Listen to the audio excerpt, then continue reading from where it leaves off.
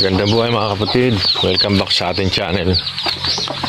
Dito tayo sa ating taniman pang multi-croppings, intercroppings, multi-croppings, ewan. Yun, basta yun.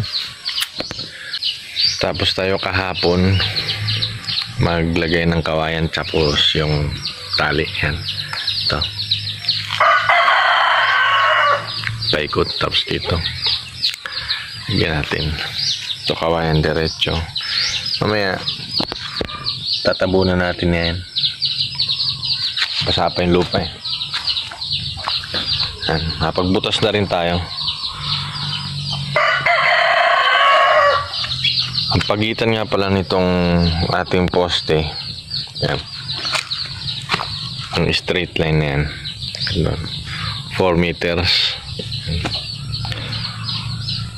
Pero dito sa may kabilang side niya, yan, mga 3 meters lang. 3 to 4. 3 to 4. Hindi masyadong sukat. Tapos tatali na lang din natin mamaya. Ito, yan. Yan. Tatali natin sa kawayan bago natin tatabunan ng lupa, no? Yan, para tuwid siya. Kahit hindi man tuwid, basta nakasabay doon sa, ayan, sa straight line natin sa taas. Yan. Kaya ganito yung dinesign natin para, kasi nagtanim tayo ng talong. Yan. Sa bawat dalawang talong na tanim, meron tayong sa pagitan niyan, maglalagay po tayo ng ampalaya. Yan. Yan ang distance niya. Ampalaya, tapos dalawang talong, ampalaya ulit. Yan. Para yung ampalaya, gagapang sa taas. Yan.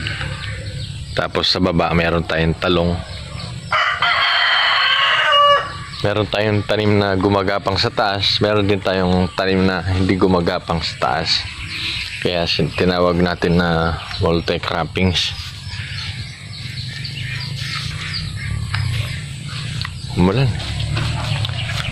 Habi pa yung ulan eh.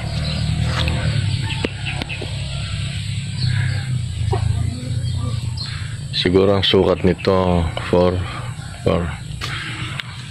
Laki din. 8, mga 12, 15 meters 15 meters straight doon, tapos 15 meters din dito, tapos 3, 6, mga 12 meters naman yung pagganito niya. Ayan. Yung width, yung haba 15 meters, yung length yun ha, yung width niya, yung lapad is 12 meters. Ayan. Saan makita niyo yung mga tali, no? Ito. Ayan, mga tali po. Ayan. Try natin na magtanim ng ampalaya.